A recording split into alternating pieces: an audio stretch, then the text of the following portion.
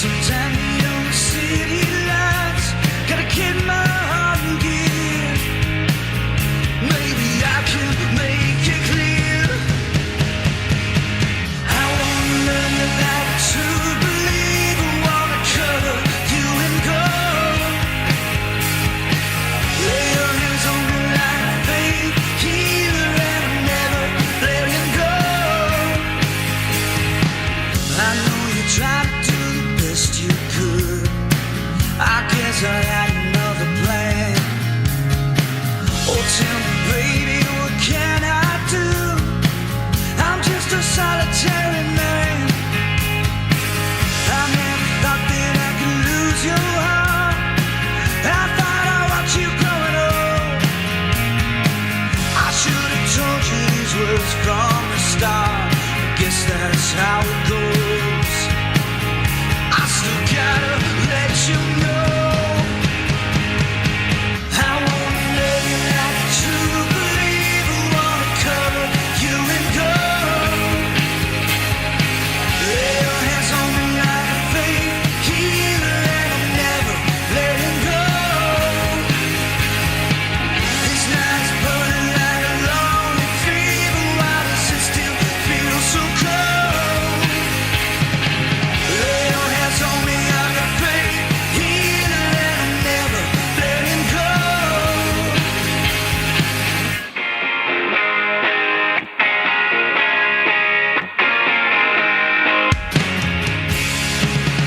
One day you wake up and it's all over. I used to know you like the back of my hand. Where did the time go? We're getting older, and I don't think we'll ever understand.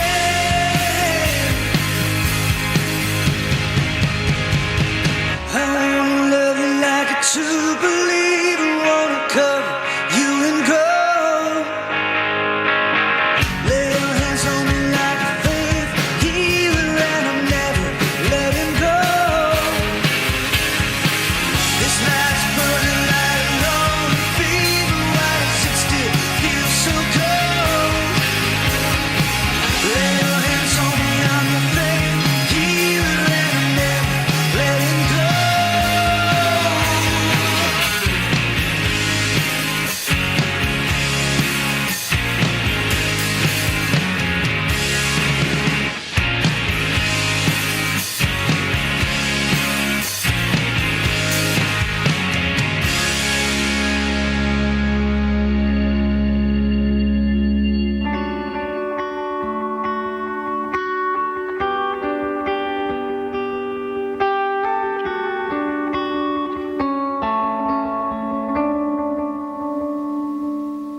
I was watching cartoons on a Saturday morning, and I heard Daddy start the truck.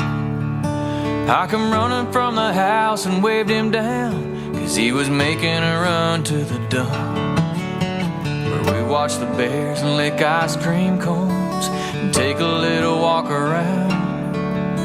I'll never forget what my daddy said the day we pulled that bike from the ground. He said, one man's trash is another man's gold. If it's thrown away, it's free to take. A little oil should be good to go. So I rode that bicycle home. Thumbs up, Daddy honking on the horn. I got my first job working on a dairy farm, driving tractor and baling hay. I'd have to circle around and bog in the ground or sat an old Mustang 58. One evening I asked that farmer why that car was just wasting away. Said you can have it for free, don't mean nothing to me. And I couldn't help but think, one man's trash is another man's gold. Someone will throw away is a crying shame. So I towed that Mustang home so she could be restored. And I got that engine to roll, and boy did that engine roll.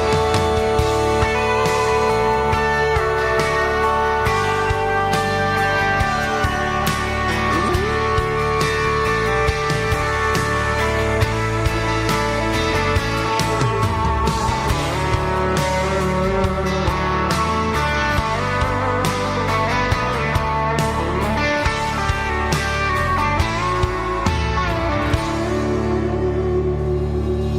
was an awkward blind date. We met at a park. She had her little girl tagging along. A beautiful smile, hadn't been out in a while. She was a hard-working single mom. In time I learned he'd left her. He said, I'm just way too young to be having a kid. I'm not ready for this. If you keep it, I'm good as gone. He never looked back as she watched him go. She stood there crying in the rain till one January day she had a beautiful baby girl. Tonight I'll tuck her in and read her stories and hold her mama while the sunset glows. My two arms full of this man's gold. But someone will throw away is a crying shame. Those girls make our house a home. Yeah, my cup overflows with this man's gold.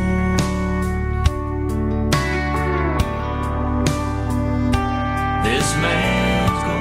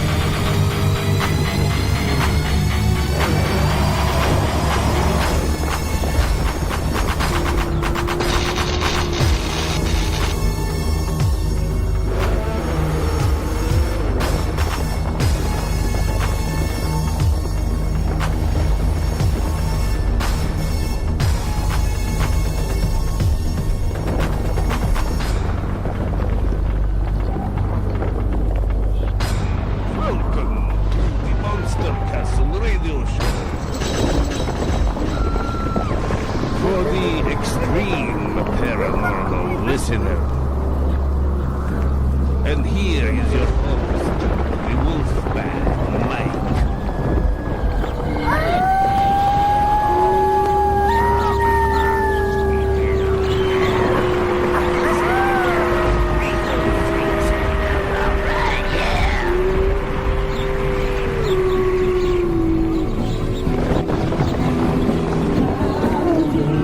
Let's get some rock and roll, baby, yeah!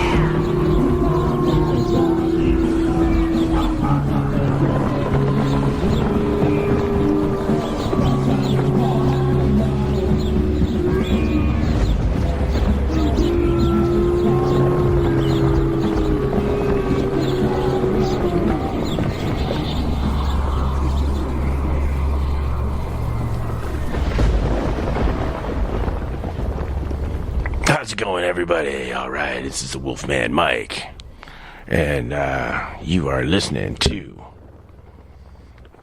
Monster Castle Paranormal, and we are now on KTLK, the Fringe FM. All right, digital network.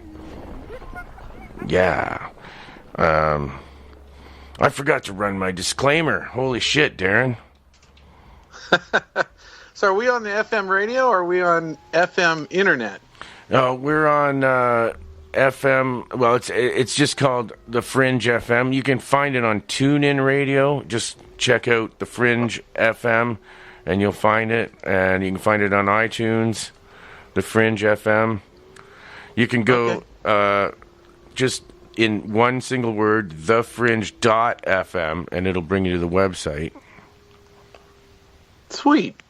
Yeah, it's cool. But you better play the disclaimer. You think I should still play it? Oh my lord. Still sounds like there's monsters in the castle, man. Dig it. Alright. Okay. I'll play the disclaimer. Here we go. This should have gone at the very start of the show, but we haven't swore yet, right? Correct. So. Opinions on this show are not necessarily of the network. Listener discretion is strongly advised. There is adult, mature, and possibly immature content. Well, as a matter of fact, we're way out of line. Please take us to your leader. Well, I don't know. I'm not sure if I should have hired those Greys to do that disclaimer, but yeah, it was cool. Could you understand them? I did that time. Hopefully everybody did. Well, it's kind of silly, eh?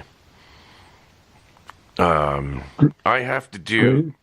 Hey, yeah, Tom.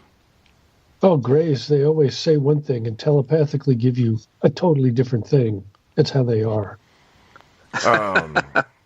Everybody give a warm welcome for Tom Smith from the Mary Janes. All right, he's joining us this evening. We have another surprise guest coming up and some UFO disclosure. This is going to be good. This is going to be good, guys. But actually, I got to do something. My uncle Jim, who had an apple farm, us boys always played with his boys. It was 3 boys and 3 boys, and we were around the same ages, so we always hung out at his farm, and it was really groovy growing up. And my other cousin Gary, he wrote this song a while back, and I think I'm going to play it in memory of my Uncle Jim right now, I think. Hope you guys like it.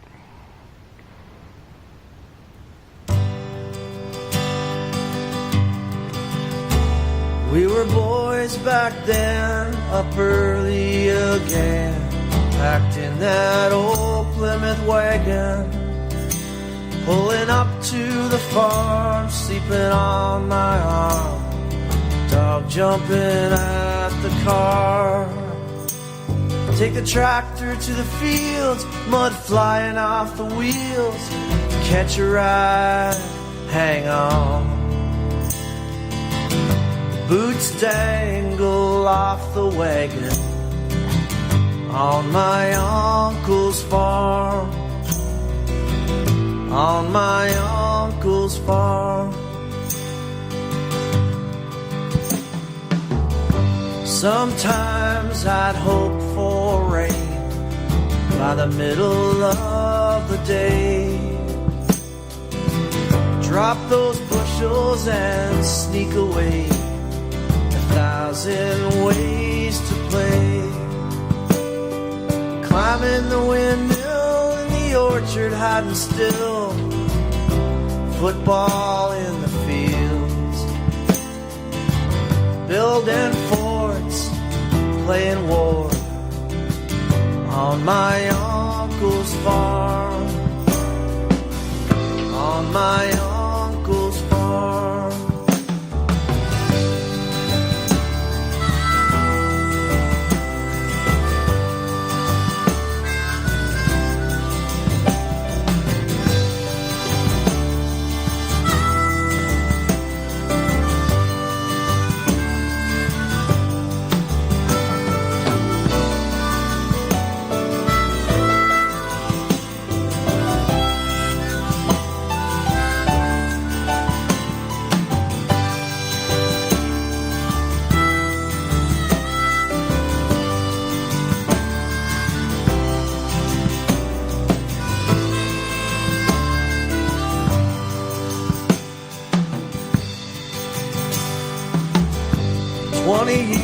years and then some.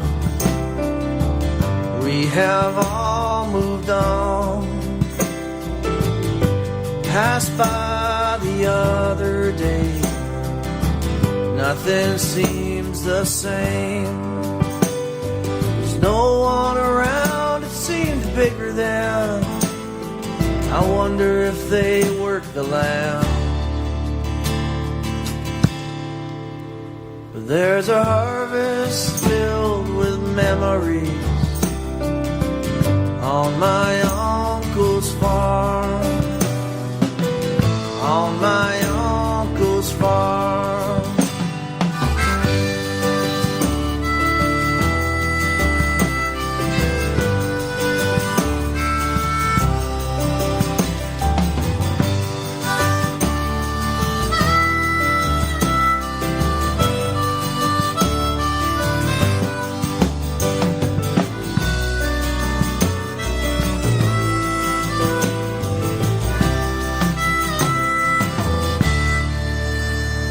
I am. Did I make it? There's Oh, a yeah. harvest There we go. memories on my uncle's farm. On my uncle's farm. Oh, yeah. That was my cousin Gary. And we have what'd you guys think of that? I dug it a lot. I've got chills. All right, okay. He's not bad, eh, my cousin? He's pretty good. So, He's really good. It's great. That's a great song. all right, I gotta find something here. Where is it now? I got. Oh, I can't find it. Damn. I always can't find the thing I'm looking. Oh yeah, I remember now. Shit, we got some news, don't we? We do have some news. Well, I guess that's what we're doing. We're doing a little news thing. They found. Are you going to do the news intro like you did last week? Yeah, I'll do that. Hang on a second. But I had a little bit of technical difficulty there. Did you hear that? I started playing the news, and I think it came out as something to that farmer song. I don't know. Moo moo here and a moo moo there. Okay, here we go. We got some news coming out, ladies and gentlemen. With Darren Hagewald. Yes. There's some news breaking from Antarctica. Somebody on Google Earth found a small disc under a cave, and it's really interesting. And we're going to put it onto the Twitter feed. Do you have the picture added yet, Wolfman? For Antarctica? Yeah. No, I did not have a chance to do that. Too busy All tonight. right. I'll put it into the Skype chat here, and we'll get it up there. But yeah, it's really cool. It's very cylindrical, and it was from 2 days ago, and I think I put it on our website too. Okay. Hopefully everybody finds it. If not, I'm going to send it to you, and we'll get it on Twitter. Can't you just post it up to #47talk? Anybody who's new listening, we use in Twitter #47talk to post pictures and stuff. If Darren can't, I'll give it a shot. Yeah, if you can't do it, then I'll do it. But it's way That better. was my news. Do we have? Oh yeah, that was is good. Is Adam here too? I don't know if Adam's here. Okay. Oh, hang on a sec. Yeah, Adam. Here he is. He's been hanging in the back. I forgot to add him to the group, but there we go. I'm pretty sure he's there. Adam, are you there? Sorry, sir. That I am, yeah. I think you have a news article for us, don't you? What was that? Did you have a news article?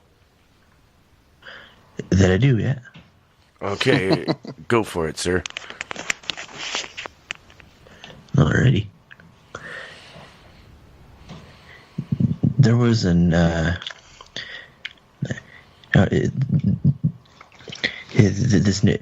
this news article has to do with CERN. There are 5 strange claims about CERN. Time waves, portals, and hell, apparently. Well, and so the story which allegedly came out of the Kremlin told of an Airbus A330-300 carrying 170 passengers that mysteriously vanished, only to instantly reappear 5,500 miles away. It had been en route near Santa Cruz, Bolivia, but instead found itself in the Canary Islands. CERN was implicated in the alleged event because the Large Hadron Collider began its first operational run in November of 2009. Interesting. And that month's Airbus incident is entwined with the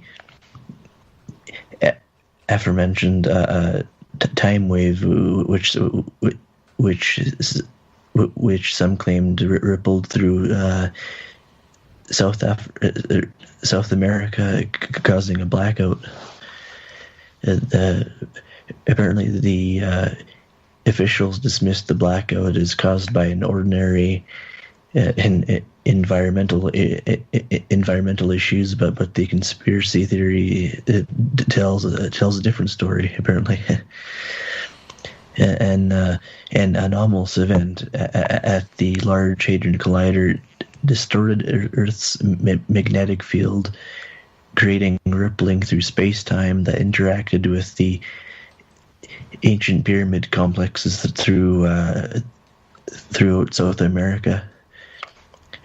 One of these, the Gate of the Sun near La Paz, Bolivia, was allegedly the focal point of this time wave, sending it straight into the direction of the Airbus that seemingly teleported. At the same time, physicists at CERN shut down the Large Hadron Collider, citing a piece of bread that a bird dropped into some machinery while watching a couple scientists make out.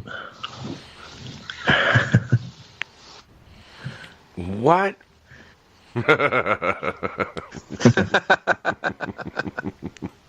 a great news article. Oh, yeah. Hey, I was able to get that up onto Twitter, Wolfman, for you. Oh, great. Awesome, buddy. Okay, I got one too. UK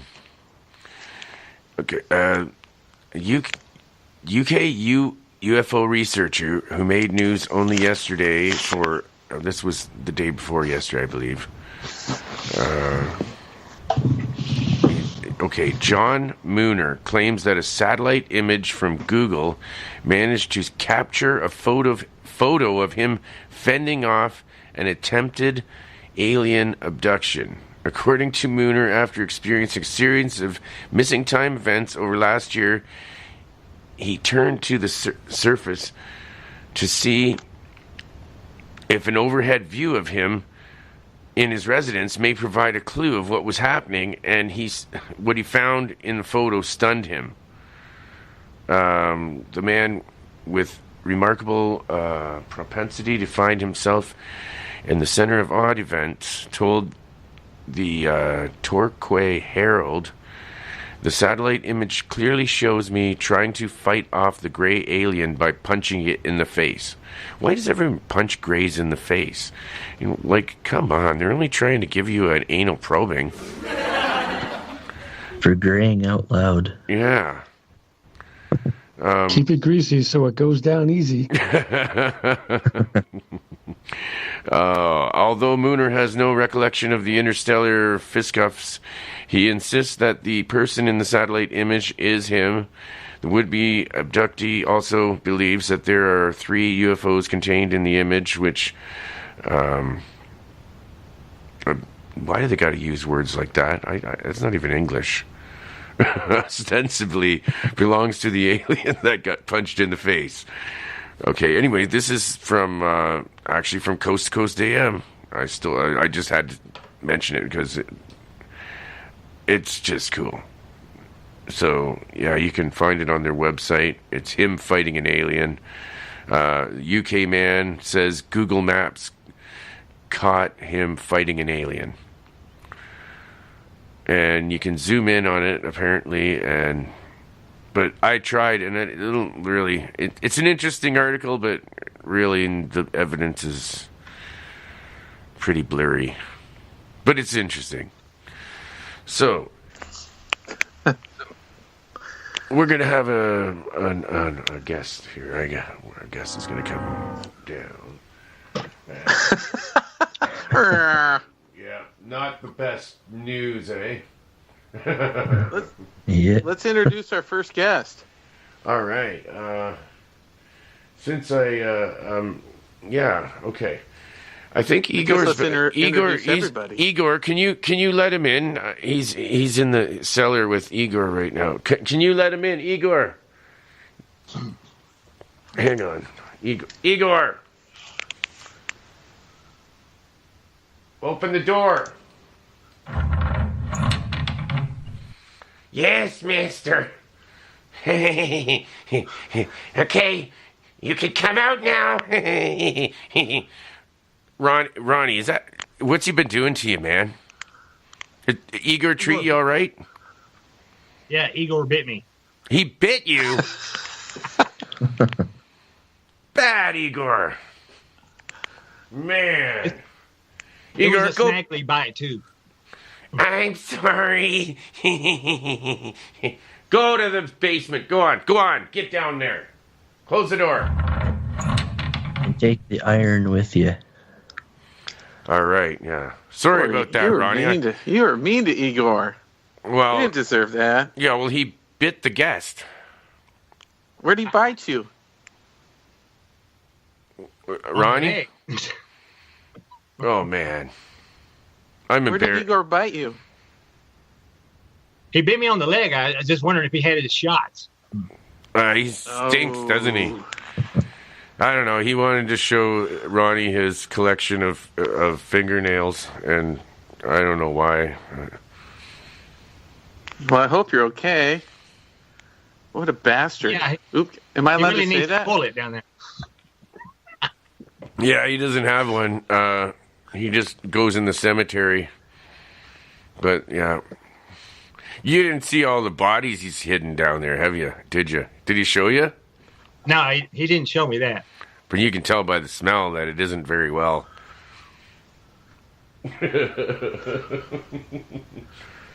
Oh, man. So at least he didn't electrocute you. When he goes behind that metal door, does he get to go outside to the cemetery?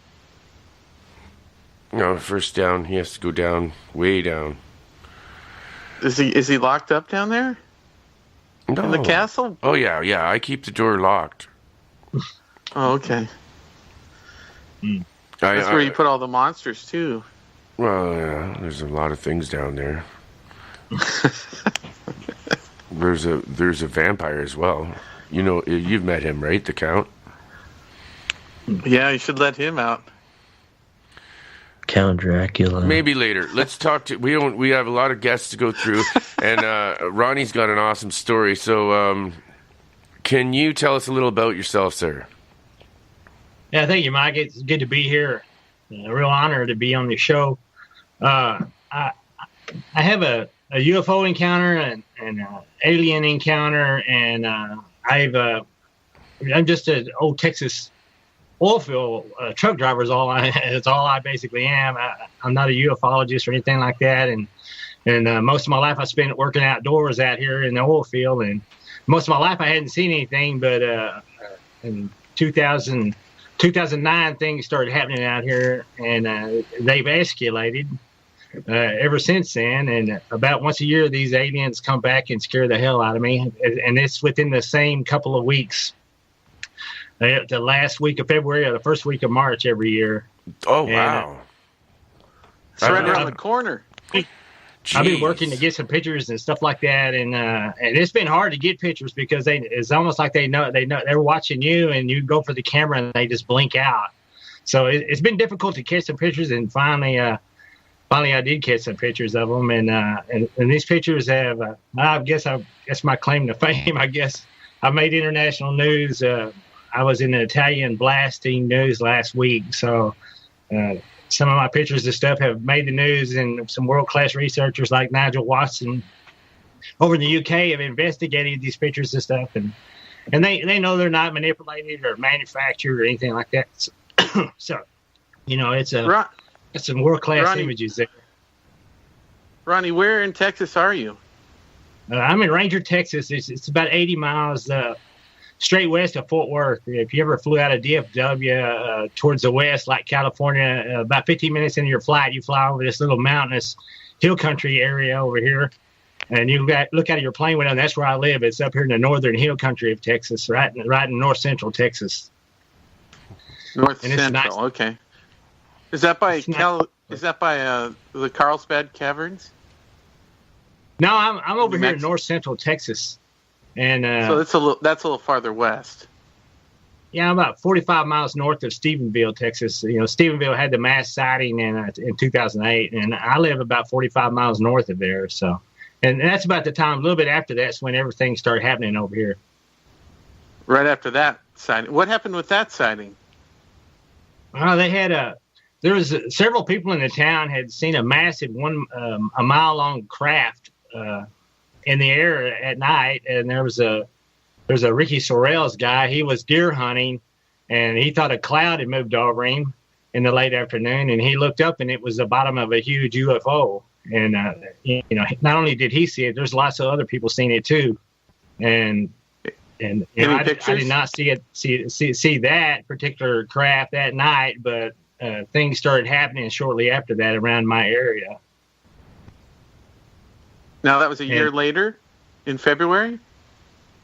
That was in January of 2008 when they had their mass sighting, and it was on CNN, and it was it was on. It made the major news networks and stuff, and it was a pretty amazing deal. Were there pictures and video of that? That's what always disappointed me was as many people had seen that thing. Nobody, the pictures that I saw were very disappointing.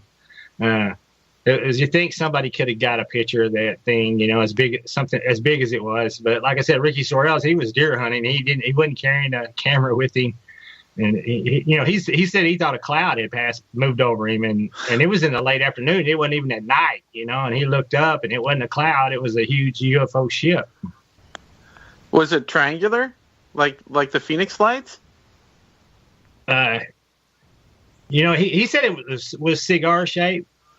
But what I've noticed was the one that I seen. I think if it wasn't the same ship, it was one every bit as big, and it was a V-shaped ship. But when it's over your head, you can't really see the inside of the V, so it looks like cigar shaped. But my craft was huge. I mean, I guarantee you, I wish every person in the world could see this thing fly over their head like I did. Because if it would literally fell out of the sky to the ground, you would have to have a golf cart to drive around it. I mean, it would take you 1.5 miles to 2 miles just to drive around that thing.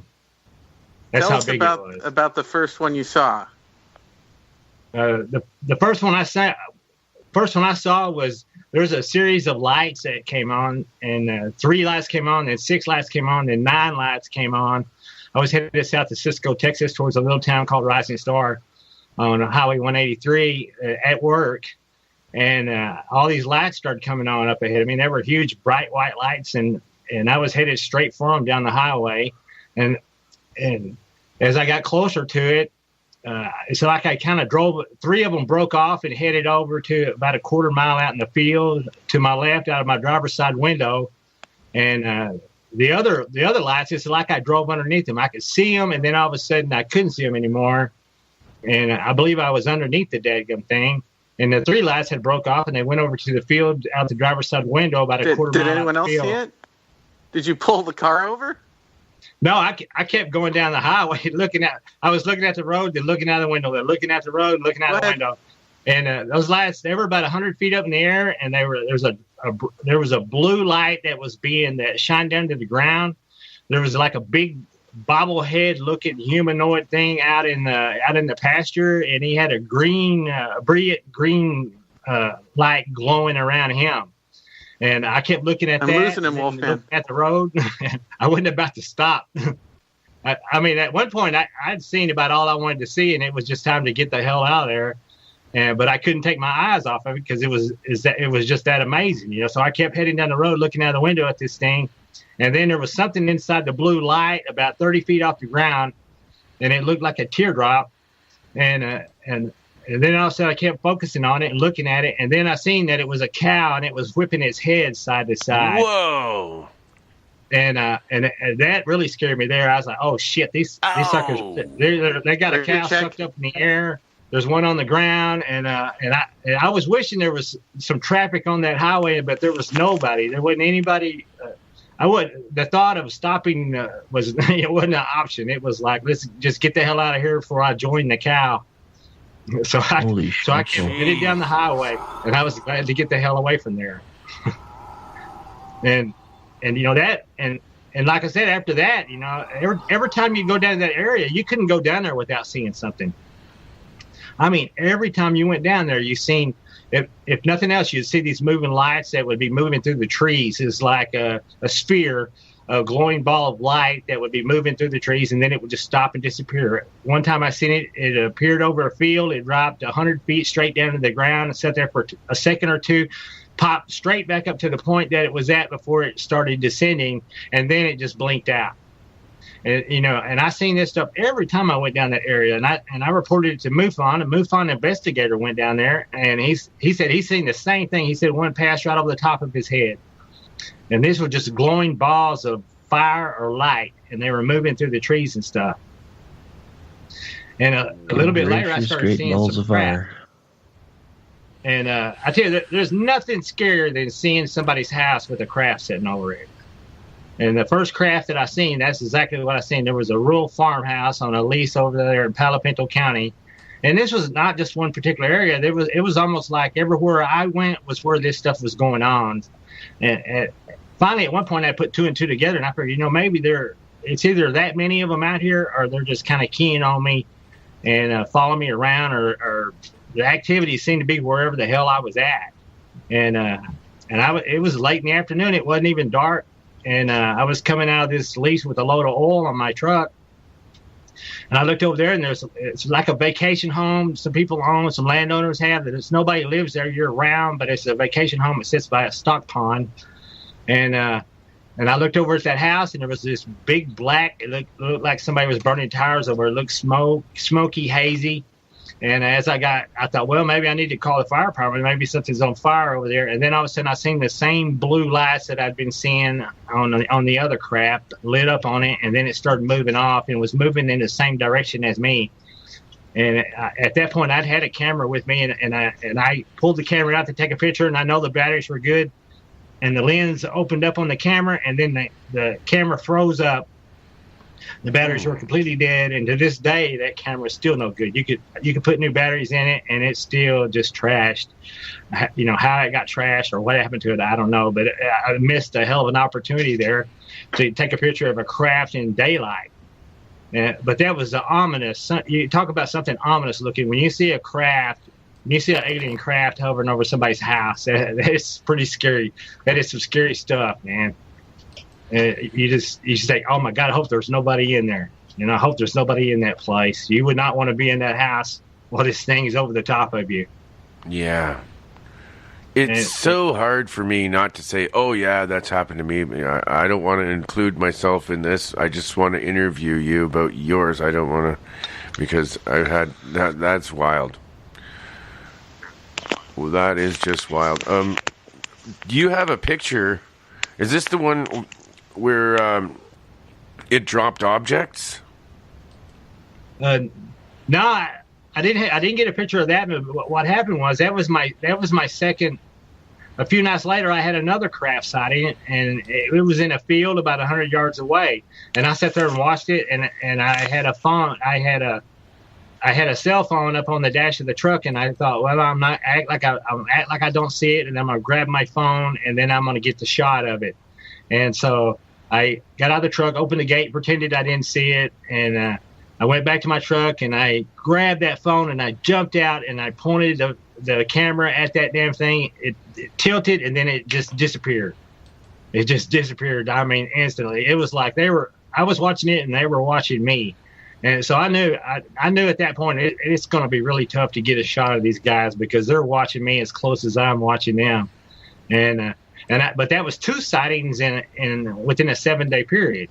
At that point, I contacted a friend of mine, and I said, "Hey, man, I said I'm getting some world-class opportunities to try to figure out something about these craft, other than just trying to get some crappy pictures of this thing."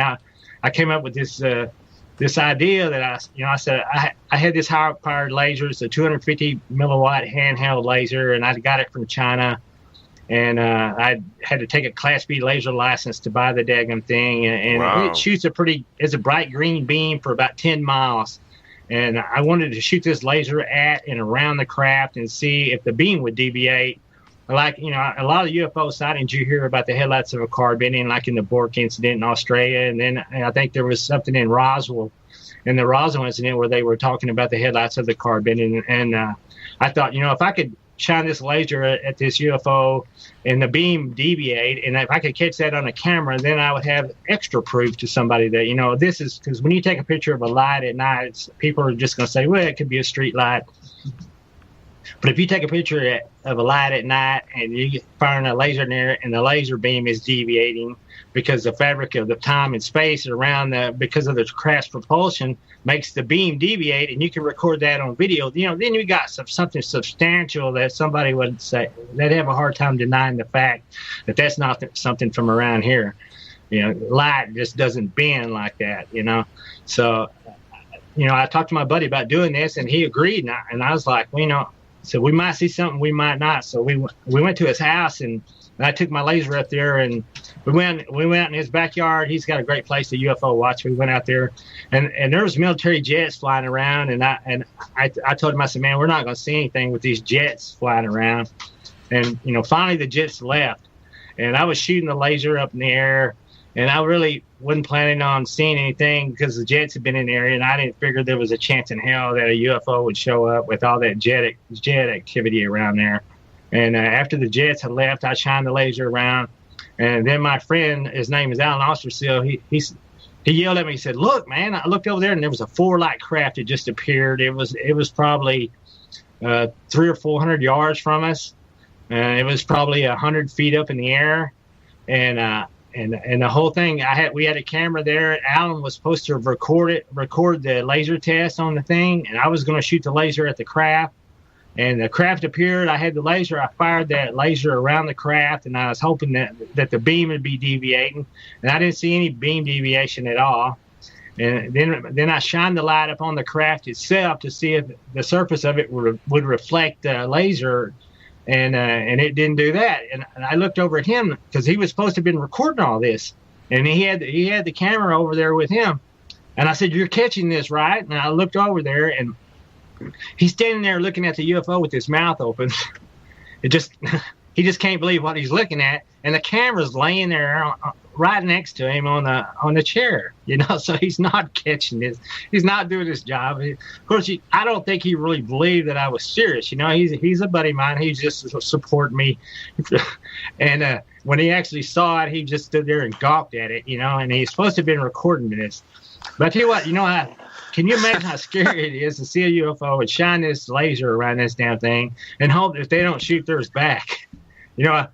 I had a scary feeling, I said, man, if these guys misinterpret this as a weapon or something like that, they could find our ashes here, scorched ashes laying on the ground, might be all that's left of us. Well, it was pretty scary firing that laser at that thing. I don't know. I think that they're probably, if they're flying in craft like that, I think they know what a a weapon and a light and a laser, they can tell right away if that's a weapon or not. Why did they crash at Roswell then? I think that was when we first started doing something the military first. It was radar, I believe. That was